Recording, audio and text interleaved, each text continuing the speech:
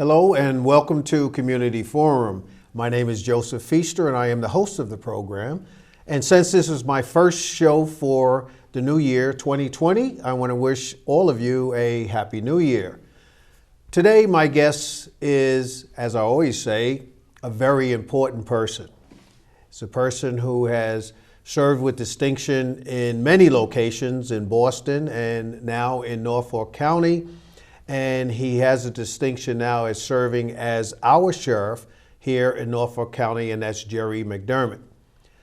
Let me tell you a little bit about him. I'll do the bragging for him today, not his mother.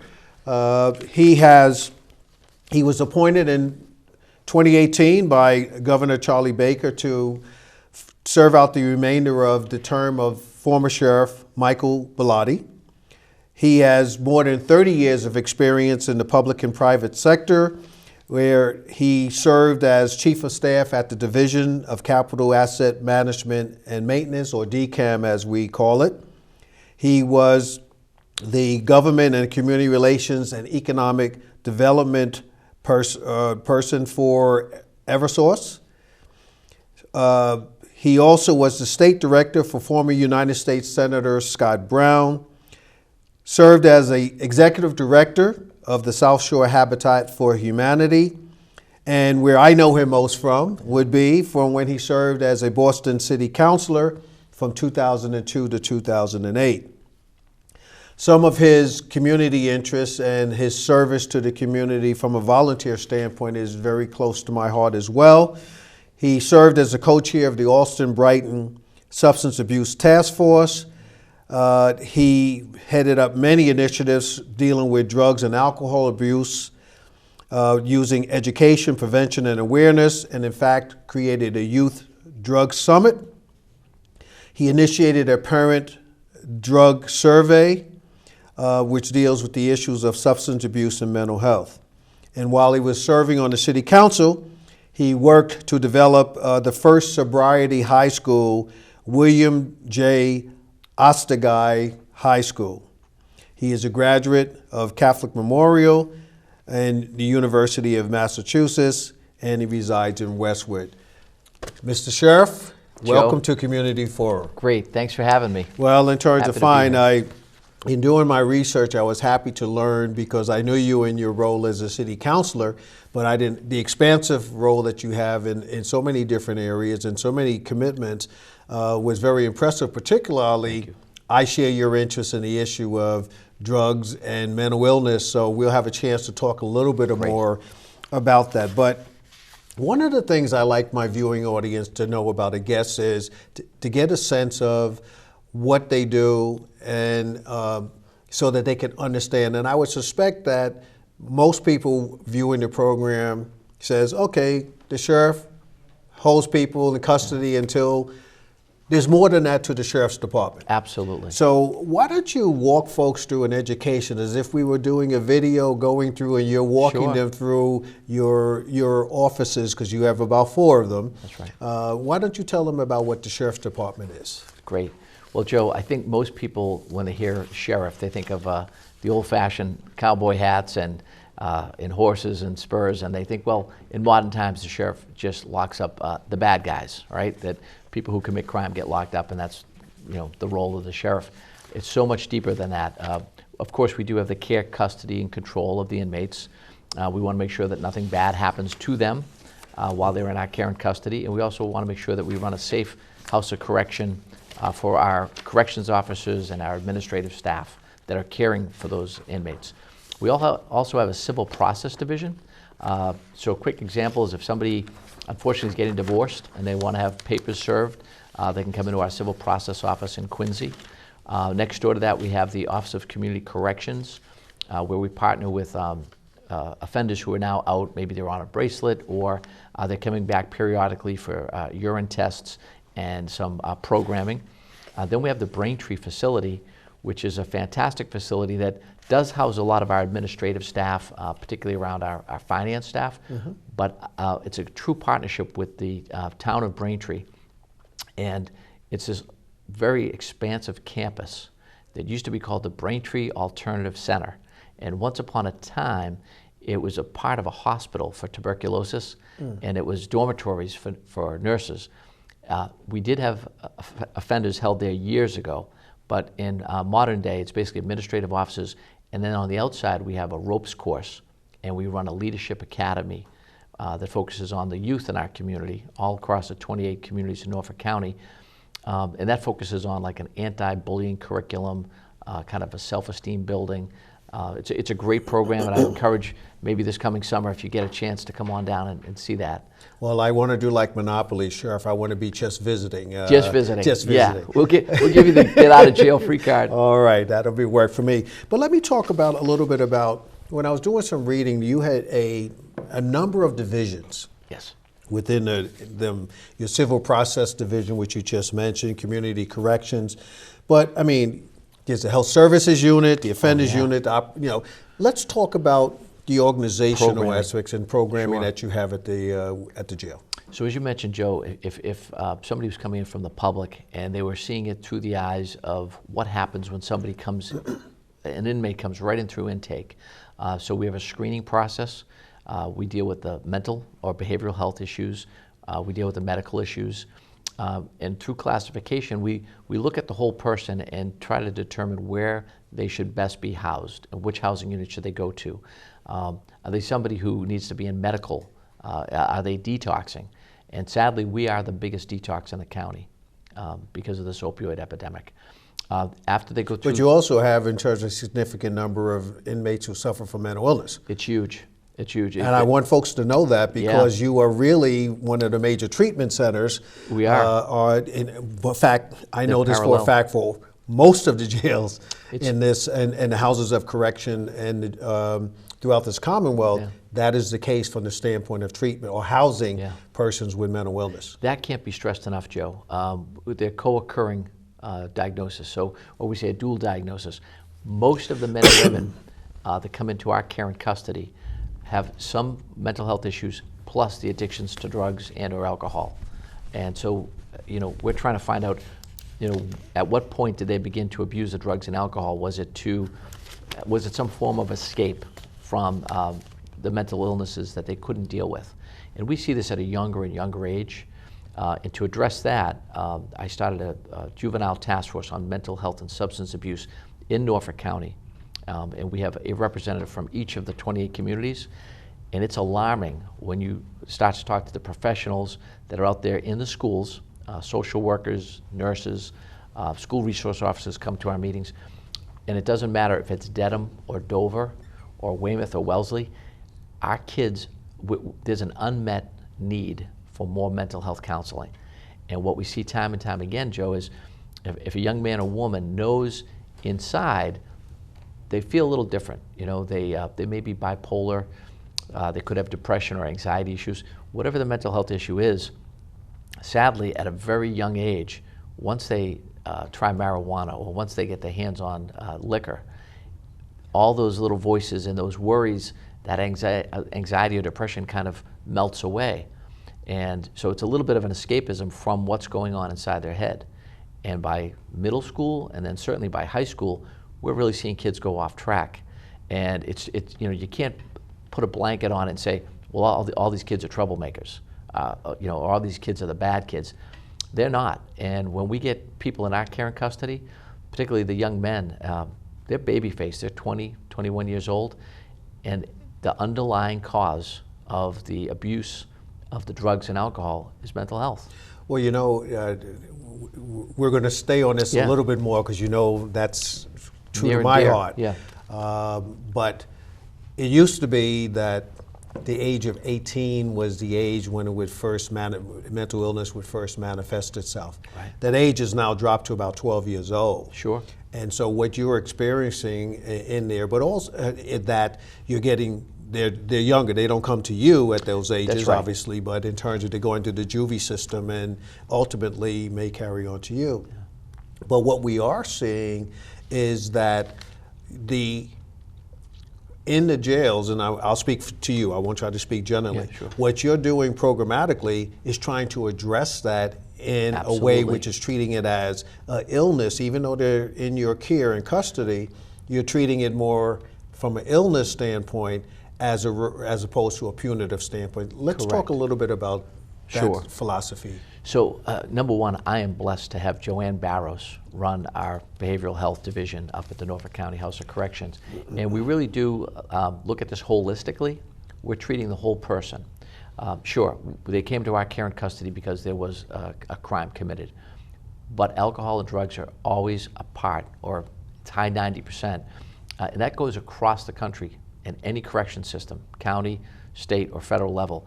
In the commission of the crime, drugs and alcohol seem to be playing a role in it. But what we do is when people come in, we're looking at them and trying to treat the whole person. I often use the phrase, we're fixing broken people. And that's what we're doing out there. We know that our role is so important because everyone coming into our care and custody, they're going to be back out in our communities fairly quickly. No one's going to do more than 2.5 years, really. That'd be a long sentence at the county level. And now, with all the great programs that are out there, because of reforms in the criminal justice system, we've got the Quincy Drug Court, we've got other diversion programs, so that if we can treat people with mental illness and substance abuse issues and not house them in a jail, that may be a better way for them to get better. However, given the facts that are out there, we're meeting people where they're at.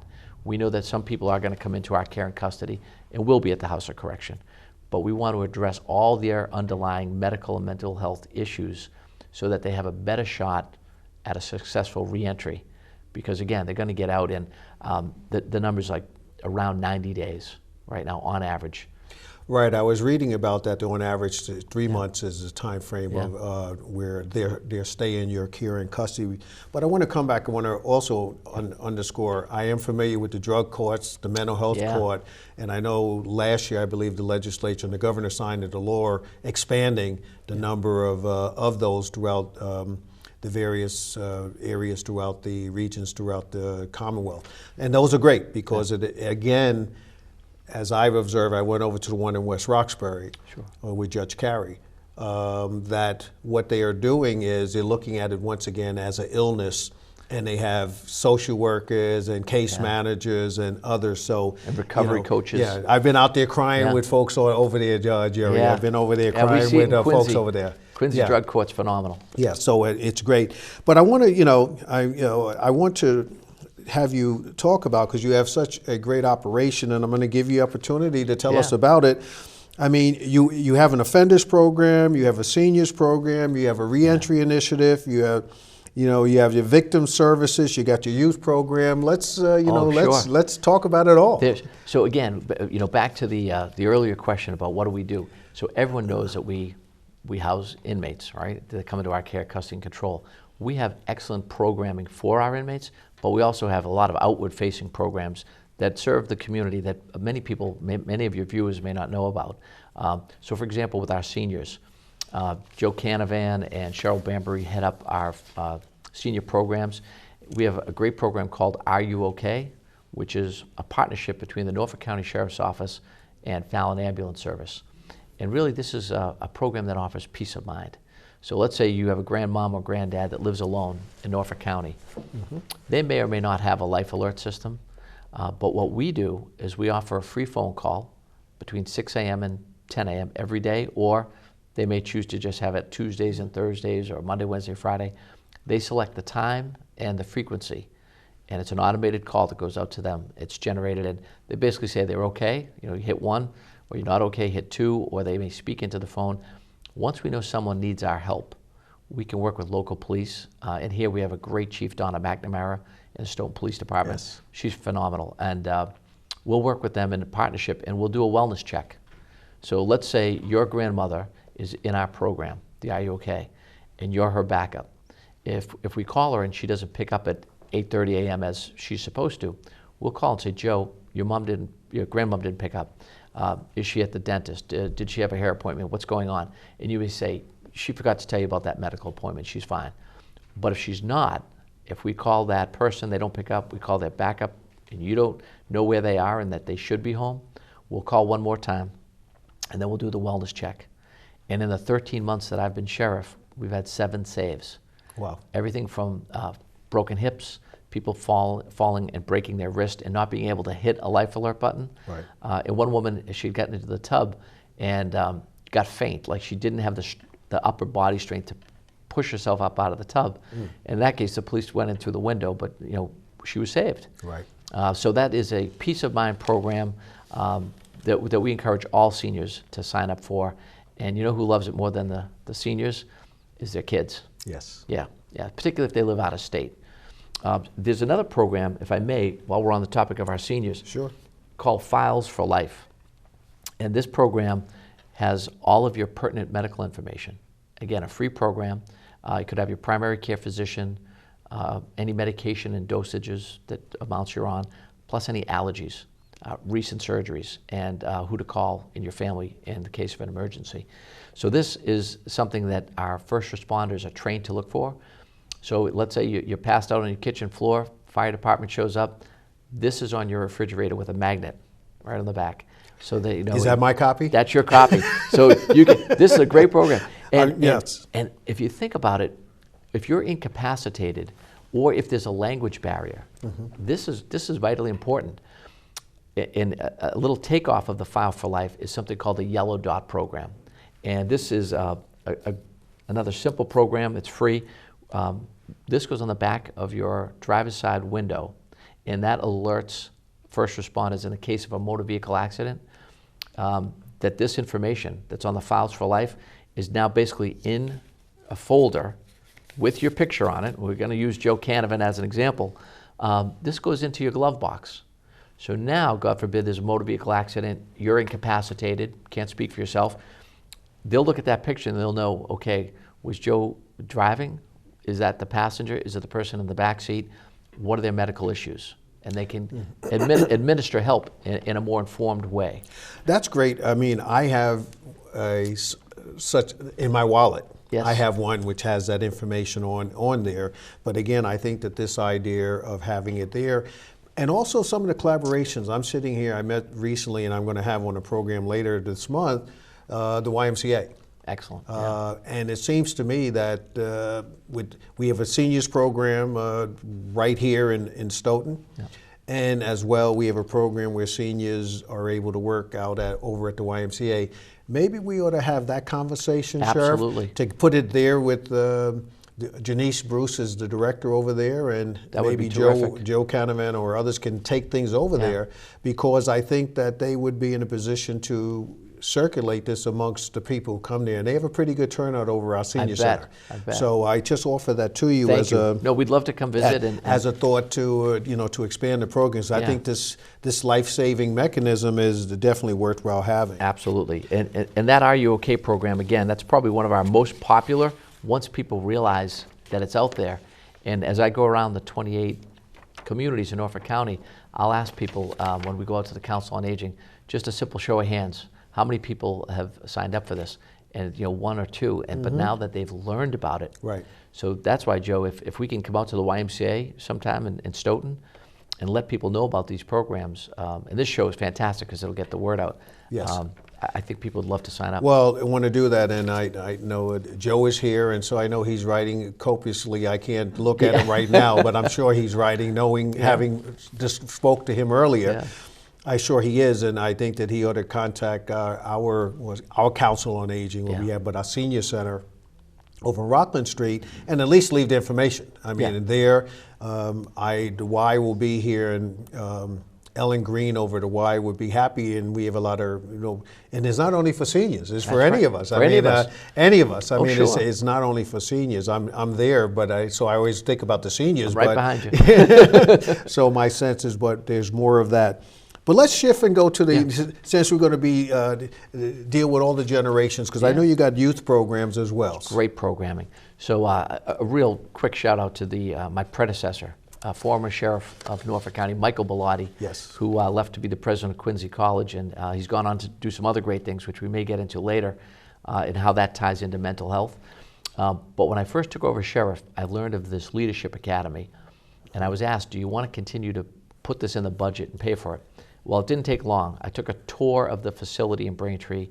I saw what the young people get to do over the course of a week, and I said, absolutely, it's a must. because just as there's an opioid epidemic and unmet needs with our mental health for our young people and all aspects of our population, the bullying that goes on is outrageous, particularly with the cell phones now, cyberbullying. Kids don't get away from it. Probably in our day when we were going to school, there might have been a schoolyard bully, but when the bell rang, you could go home to the safety of your own home and your own bedroom. With these cell phones now, these kids are piling on, and the bullying is 24/7. Or you went over to the train track and you took care of it. And you took care of business, yeah. And then you shook hands and you were friends after, right? But it is so bad. When I first moved out to my community of Westwood, I had heard about several children who either took their own life or attempted to take their own life, and it was from bullying. And this is everywhere. It's in every community. So what we do at the Leadership Academy is we kind of get the kids hooked on the idea that they're going to come and do this outstanding ropes course, this obstacle course, and that's really kind of the draw. Plus, the cost is under $200 for a full week, wow. And that's very competitive. So for parents in Norfolk County, it's a great take, and we always book out well in advance. We're going to try to expand that program in other parts of Norfolk County in the coming year. But what the children don't know is while they're there, their self-esteem is growing. They're making new friends, and they're trusting those new friends because they have to rappel down from these heights with a bungee cord.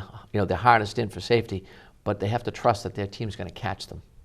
And they have these really in-depth discussions about peer pressure and bullying and cyberbullying. So by the end of the week, they graduate, they get a certificate, mom or dad or grandparents come, and we put out a spread of pizza and the kids get their certificates. But we have an open discussion. And as I talk to the moms and the grandparents, every one of them says, you know what, Sheriff, the best part of this was you talked about bullying. Right. It's everywhere, Joe. And it's adding to, our kids have enough stress and anxiety, that they put on themselves with trying to get good grades. And it's tough being a kid. Add to that if they've got mental health issues and then the bullying on top of that, that's just maybe too much of a burden for some kids to take. So the more we can do that with this Leadership Academy to help out, we're absolutely going to fund that program. Sheriff, just think about it. When you and I were growing up, I grew up in New York and you grew up here. It was different in the sense of we were out playing. Oh, sure. Till the street lights came on. There you go. That was the thing home. in terms of, you could hook your bike into the fence and not even worry about That's it. Right. You went to your friends.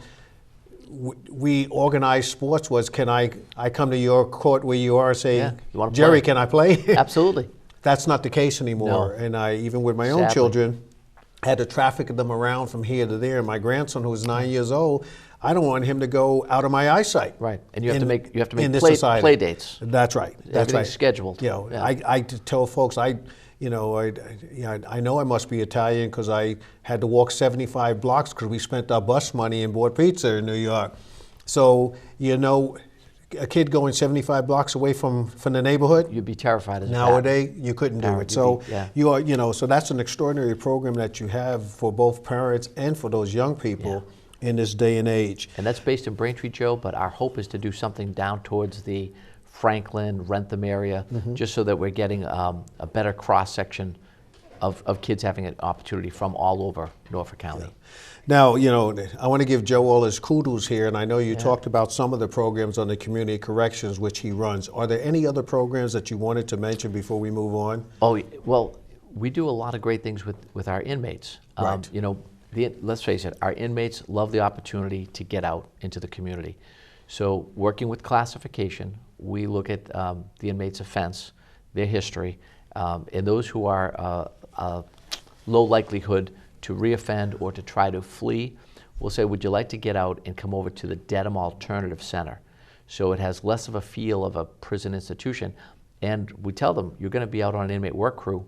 It could be doing landscaping one day or painting the next or buffing the floors for a nonprofit. They absolutely love it. We're going to begin offering those programs to our female offenders. But just for a quick example, we've had schools in Randolph and Avon call up and just say, you know what, while the kids are out of school during the summer months, could you come in and have you guys buff wax the floor? The Rentham Police Department We painted the entire place. Our inmates love it. They get out. They get to have their headphones in and listen to music. So they're out of jail for the day. Right. And the only thing we ask is, it's a free program, but when they come out to a school or a nonprofit or Council on Aging, is, would you buy the guys lunch? Right. And they absolutely love it, because now they're getting a chicken Parmesan sub. That's right. or pizza or something different than lousy old jail food, right? Yeah. So it's a great program. It's a great partnership. And to date, we've saved over $200,000 from municipalities in Norfolk County. So the boards of selectmen, town finance administrators love that, because I was going to ask you about the inmate yeah. labor program. That's Yeah. the one you're talking about, because I looked online and I saw the Yeah. form where one can do. So so that's great. And I have seen folks doing that. I don't know if they were from the Norfolk jail, Or but they've state done DOC. but they've done some cleanups here. I know along the train tracks here, and otherwise here in Stoughton Yeah. at various times. And I believe it is from Norfolk under your predecessor. Yeah. I think they participated in that. Two other programs, and then I'm going to let you go Sure. in which direction you want. I got a checklist here, and All right. yeah, and do that. I want to cover two things. I wanted to have you talk about the reentry initiative. Yes. And then there's something called the offenders program. And then I want to talk about the woman population, because Yeah. again, most of the time we think that Framingham is the only place where women are housed, or in the jails. I believe that in some of the jails, there are women units. Right, I they've know. got the I know facilities. Suffolk County. Let's talk about that in a moment. But let's focus upon for a moment the offenders program and the reentry initiative. Sure. And then let's talk about the female population. Great. So for our offenders, we've got a robust menu of programs. We want them to be reflecting on what they did that helped land them in the House of Correction in the first place. So Chris Dolly, who heads up all of our programming, he works to address every aspect of what the offenders have done, and what set of programs will help them improve their lives and go back out and not reoffend. We're very conscious about recidivism. So, for example, if somebody comes into our care and custody and it's a domestic violence issue, there's anger management classes. We're partnering now with Dove, Domestic Violence Ended, and we're going to enhance that program and tweak it so that when the abusers are in our care and custody, we get to the bottom with counselors and caseworkers. What kind of environment did they grow up in? What did they see? And how did that play a role in them becoming an abuser? So if we can really, we call it a house of corrections for a reason. We're trying to correct that bad behavior. And an integral part of rehabilitation is programming. So the offender programming is really that. It's this massive programming menu built around all the various offenses, and trying to get at the root cause of what happened and how we can change that person's life and their trajectory going forward. Let me just, for our viewing audience, I want to be able to tell you about them. I don't want to have the sheriff use his memory. I got the list here. Yeah. This program so such many. as Yeah. anger management, Yeah. compulsive behavior, coping skills, That's right. domestic relations, mentoring program, relapse prevention, seeking safety, sex offender treatment, substance use treatment, thinking for a change, all geared towards trying to prepare our Inmate population for when they return to the community. Successful reentry. Okay. The sad thing, I'd be remiss if I didn't mention it, we offer these programs. Folks who come into our care and custody that are pre-sentenced, that are waiting for their day in court before the judge, oftentimes, even offering them the anger management or the domestic relations, they sometimes, on advice of counsel, won't take it because they don't want to look at As if they're guilty. It could be seen as an admission of guilt on their part, Right. which is unfortunate. But those who are sentenced, they step right up for the most part. It's really well attended. We said earlier that the average stay in your facility is about 3 months. Yeah. Some are less. Once a person, and a lot of that is for persons who are waiting for pretrial circumstances and pre-sentencing. That's right. What is the average for persons, length of time for persons who are sentenced in terms of staying in your facility? So that's a moving target based on the offender, but the other day it was about 114 days for sentenced, and for pre-sentence it was down to maybe 54 days. So, you know, on average, you're talking around 3 months.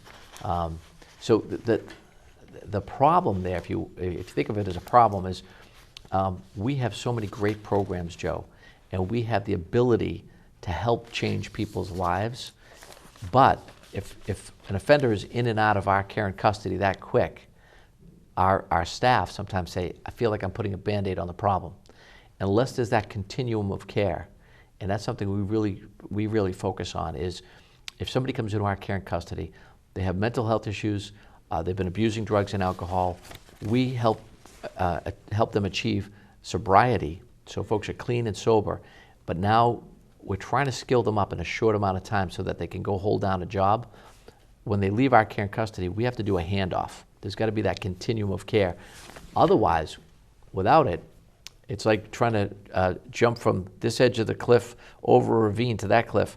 The likelihood they're going to fall is high. So we try to make that seamless handoff. So when somebody gets on the outside, they have a roof over their head. They know where their AA and NA meetings are. We try, if they are in fact employable, to work with employers that are Corey friendly and make sure that they secure a job. And the other thing that we really work on and focus on is family reunification. Studies have proven that if you can have successful family reunification, it will help that person not relapse. It'll give them the stability they need. However, we're realistic that oftentimes, particularly when it comes to the opioid epidemic, families are fractured. You know, parents and grandparents feel that they've been lied to time and time again.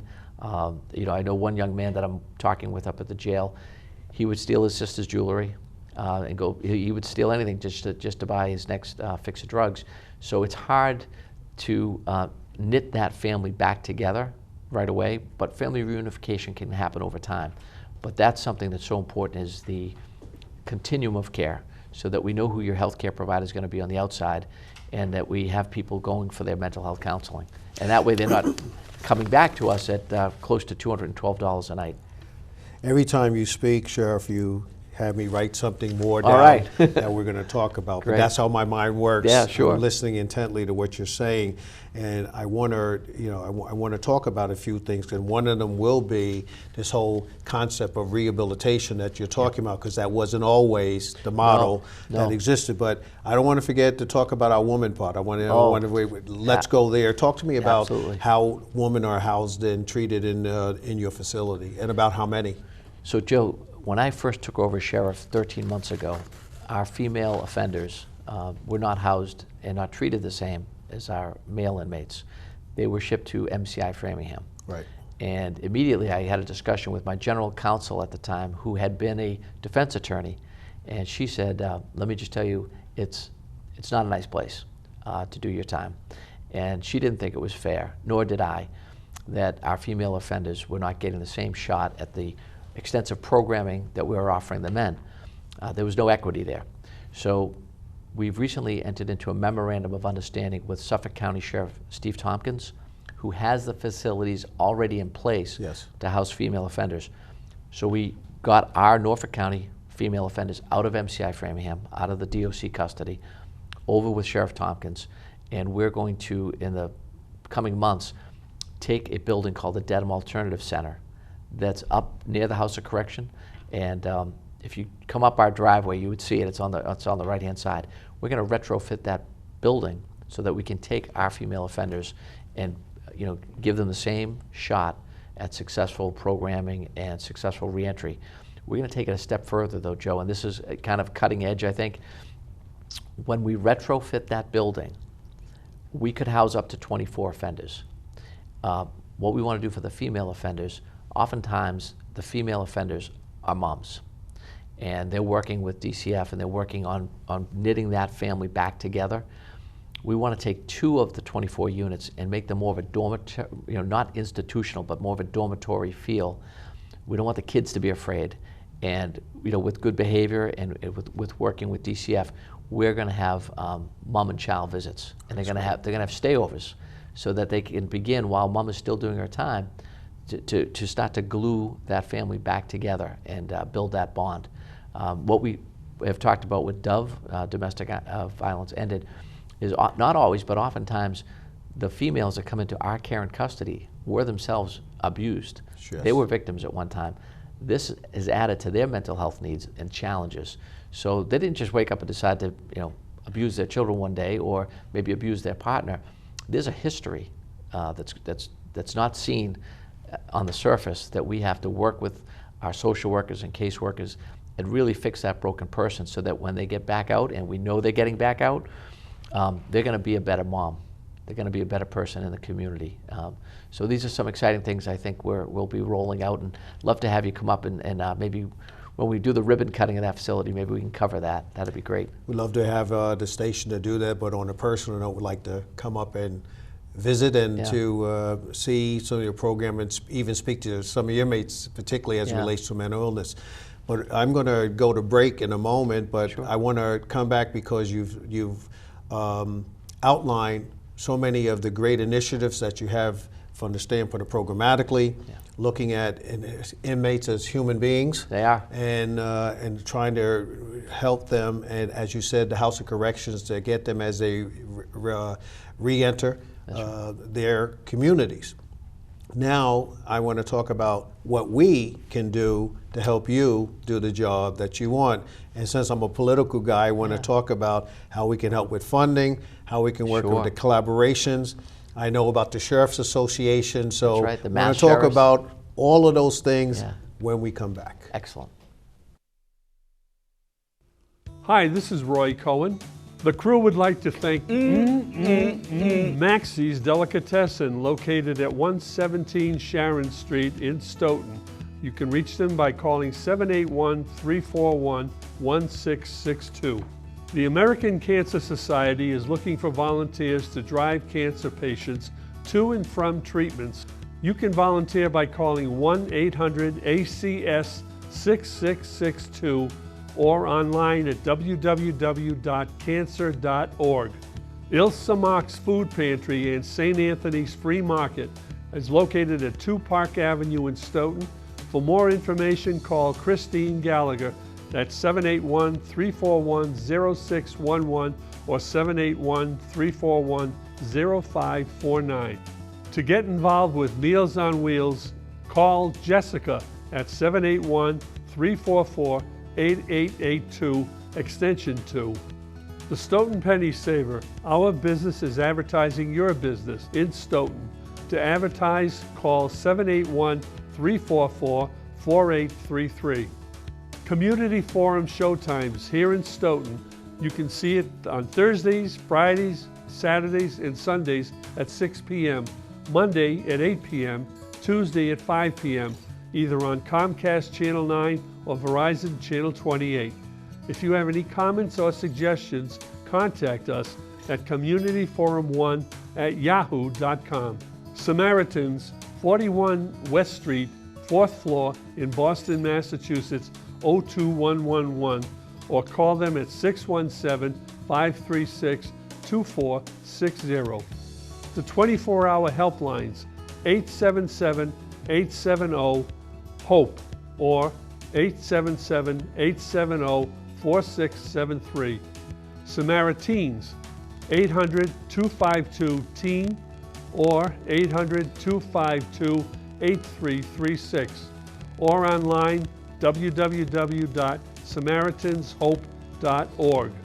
For you bingo players, I want to tell you about the Monday night bingo being held at the Ahava Torah Congregation, 1179 Central Street in Stoughton.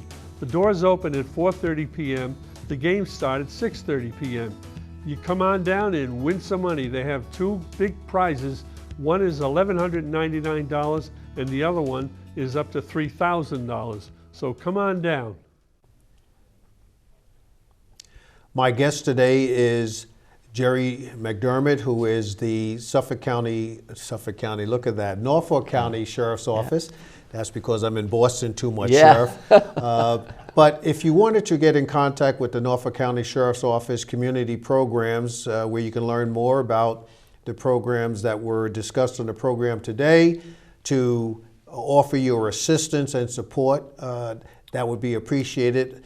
You can contact them at the community programs at 2015 Washington Street in Braintree, or call 781-751-3516, or call Joe Canavan. See his email is there, jcanavan@norfolksheriffmass.org.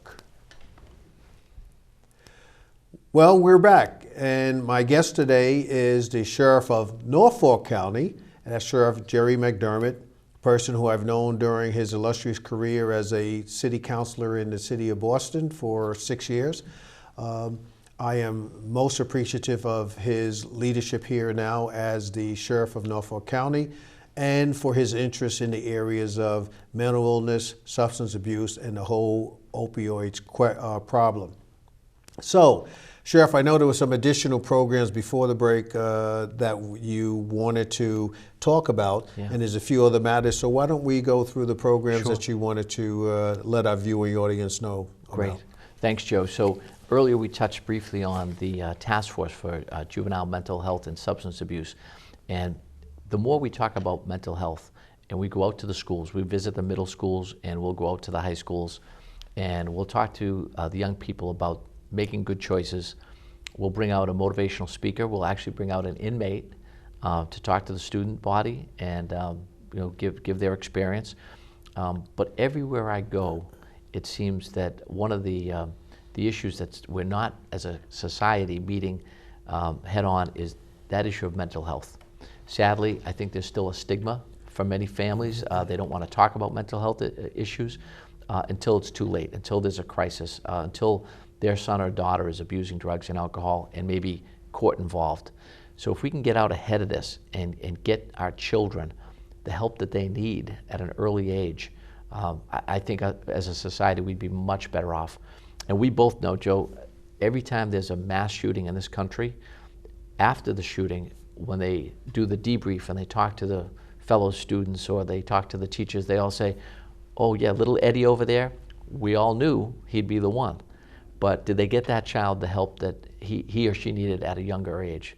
And sadly, they didn't. And that's why by the time they got to high school, they were spiraling out of control. But you know what I now say is, because you are absolutely correct, the stigma, as a society, our inability to talk about mental illness, that it became more prevalent to speak about it after all of those mass shootings. That's right. So what I now say when I speak on the issue is, I welcome the fact that there's more discussion, that those things brought the issue of mental illness out from under the covers. That's right. And we now can talk about it. But as a society, we're still not dealing with it, either in terms of our programs, our attitudes, whether it's in the workplace, whether it's in the homes, whether it's in our schools. So it's a broader discussion to be had. And it's, because you treat, as we said earlier, a significant number who are in your care and custody, there still is insufficient services that are provided for persons suffering with mental illness. So it's a big problem. It's a massive problem. We see it in our inmate population, and we have a lot of help for them. But one thing that I wanted to talk about, when I took over as sheriff, I noticed that we needed to beef up our HR department and have more of an employee assistance program for the corrections officers and staff, particularly corrections officers. When they retire, their mortality rate is like 10 years younger than any other profession. One of the highest professions for suicide rates, a lot of alcoholism and divorce and domestic issues because of the nature of the job. So a man or woman who becomes a corrections officer, they're going to be in a house of correction. They're going to be locked in for 20, 25, 30 years, whatever the length of their career is. And as we talked about, the length of stay for inmates can be less than 3 months, in and out. And a lot of the inmates are there, and they're our brothers and sisters, and they need help.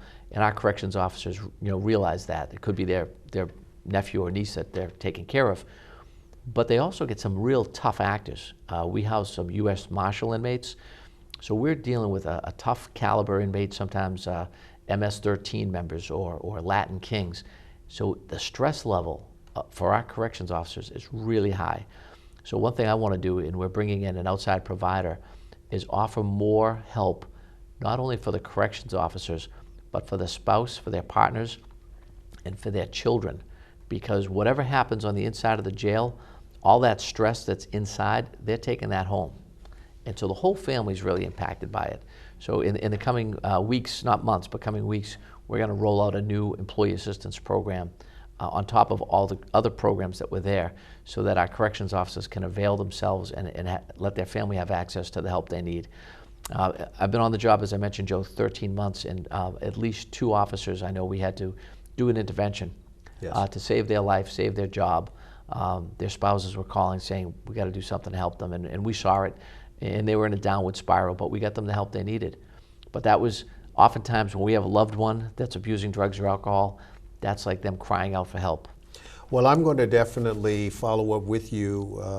I'm on the board of the Mass Association of Mental Health, and we have a program where organizations, businesses, sign up, and your fellow Sheriff Tompkins has signed on to the program to do exactly what you're saying and doing with regards to your own employees, because again, the mental health issue is not widely addressed in the employment situation. In fact, most folks don't even want to mention that they are being afflicted by it simply because they feel that they'll be terminated as a result of it. So correct. Police, fire. Yes, that's right. All of our first responders have that stress level, and frankly, one study that came out of UMass Lowell spoke not just to the younger mortality rate, but also the likeness of somebody serving overseas in battle. Yes. Maybe they did a tour in Iraq or Afghanistan, and our servicemen and women come back and they have PTSD. Corrections officers have PTSD. They really do. And so we've got to do more to help our brothers and sisters that are corrections officers, because they are suffering in silence. A little bit of it is they don't want their fellow officers to see them, and God forbid, weak. Or the inmates. Or the inmates. So they don't seek that help. And we do need to do that. And just a couple towns over, one town over in Canton, there's, before their Board of Selectmen, I don't know if it's been approved, a facility that's going to open with 1 floor dedicated just for police, fire, EMS, and corrections officers. When they need a bed, they kind of shy away from the idea that, wait a minute, I could be in the same institution or facility with someone I once had in my care and custody. So if there's a dedicated floor where they can get all their mental health services, that's great. So hopefully that does come to fruition. Sheriff, that's a good segue as to where I wanted to go, because I want to talk about, you have expressed thus far all the things that you're doing operationally, sensitively, with regards to providing for the people who are in the care and the custody and those who work for you. Now let's talk about what we as a community and all the communities that exist in Norfolk County can do in order to assist you. Now, I'll name a few that come to mind quickly. Obviously, the programs you just talked about, both for inmates and for your officers. But also, we're talking about funding. That's right. In terms of advocacy, going up on the Hill. That would be so helpful. You know, and all of that. So, you know, as opposed to my putting words in your mouth, why don't we talk about, if I said to you, okay, let's tell our viewing audience how they can assist you do the job that you love and that you are trying to do within the position that you now hold. Great. So Joe, when I came on board, we were about $5 million in the red. And I sat down with the former sheriff and I said, now how did we get to where we're at now? And his answer was very simple. He said, all the sheriffs are underfunded every year. And then you have to go back to Beacon Hill and ask for a supplemental budget, but they usually give it to you. There's never been a year they haven't taken care of it. So I began to look into this with our chief financial officer, and what it really does, it puts you at a disadvantage as a sheriff, and there's 14 county sheriffs. You start out with a deficit. You have to go back to Beacon Hill and ask for them to give you a supplemental budget. But then the next year, knowing that there was a supplemental budget to bring you to where you needed to be, you still get funded millions of dollars below. Every year they do this. Now, I would say, in fairness, all sheriffs and their employees are doing more and more to help rehabilitate our offenders. So we're doing more programming. It's better for the inmate, it's better for us as a whole, as a community, but in order to fix these broken people and set them on the right course, that takes people, it takes money, it takes resources, and I'd like to see Beacon Hill fund sheriffs from the beginning at where they need to be, rather than always starting out millions of dollars below. Because otherwise, to the tax-paying public, it looks as if we're overspending, when we're really not. We're doing a lot to fix broken people, a lot of new programs. We've just introduced the medication-assisted treatment program. We're one of 7 that are part of this pilot program. And we did get a $500,000 grant from the public health from the state. And we're going to track inmates up to 12 months after they leave our care and custody. And in a nutshell, Joe, it's if I were to come in as an inmate and I'm addicted to heroin, I may have a prescription already, maybe on methadone, or I might be taking Suboxone. Rather than come in and go cold turkey and months later go back out now that my body's not used to using, and get a potent batch of heroin that may be laced with fentanyl and having a fatal overdose. We believe the MAT program can curb the fatal overdoses, and we also believe that by having that maintenance program and beginning to wean people off towards the end of their incarceration, we can help them achieve sobriety. There's a big counseling component to it. But again, all of the programs we touched on today and that MAT program, it costs money. Well, I know Sheriff Katujian, I know Sheriff Tompkins, and I know you. So I know 3 of the 14. I know, and with the Mass Association of Mental Health, we have a program right now ongoing with Middlesex Corrections with Sheriff Katujian. My sense is there a way that we can establish the partnerships, or what partnerships do you think might be helpful to you to do that type of advocacy? Because it seems to me, I'm a political, I worked up on the Hill as well. And my sense is that whole budgetary process, and I know the Sheriff Association exists advocating for you, but it seems to me that with this movement in corrections going towards rehabilitation, your potential for partnerships are greater. Should expand. I'm with the health center community. Right. We see it. Is there ways that we can establish the types of collaborations whereby we're going up on the Hill as a force, the mental health associations, the community health centers, the hospitals? I'm speaking with Brigham and Women. They've done a mental health piece. All of this, and we know, and they know, meaning the legislators, that you in the corrections area house majority of your inmates are there have mental health or substance abuse issues. That's correct. I said earlier you house and take care of most of the people who have mental health. Let me correct that. Of your inmates, majority of them have a substance abuse and mental health. That's right. What do you think, or what would you propose as far as organizations that you would like to partner with in order to go to the legislature to make sure you get the funding that you need? So Joe, all of those that you just mentioned, because we don't operate in a vacuum, and as I mentioned earlier about that continuum of care, we know that there are outside providers that are an integral part of the success of rehabilitation. So if we're going to have successful rehabilitation and reentry, it's going to take all of us. It's got to be a real collaborative effort. So if we could get some partnerships going and advocate on Beacon Hill together, and I think the mental health piece can't be stressed enough. That's how we're going to curb this. That's how we're going to see lower recidivism rates. But I do think that oftentimes our state representatives and our state senators probably look at it very, very black and white. Do I want to give money to schools, which is always a win, or do I want to give money to jails and sheriffs? Nobody wants to really give money to jails and sheriffs, right? Because I think there's some old school thinking, but they have to look at us as really a partner in the healing process and the rehabilitation process with other providers, both medical and behavioral health. So I think getting those collaborations together is key. And the sheriffs you mentioned have been real mentors and leaders at the Mass Sheriff's Association. And we meet once a month. So we're having those discussions to say, how can we advocate better to our stakeholders up on Beacon Hill who control the purse purse strings, so that we're not going year after year asking for a supplemental budget to fund the critical work that we're doing. And I think Sheriff Tompkins is the president presently. Is he the president, or was he the president? Peter Katusian. Katusian Yeah. is. Well, you can tell him how I spoke nicely of them when, I will when do. you I will when do. you see them. Yeah. We have a few minutes left, and I wanted to, before it ends, I'm going to Yeah. let you close it out for me. But I do want to always thank the persons who make this program possible.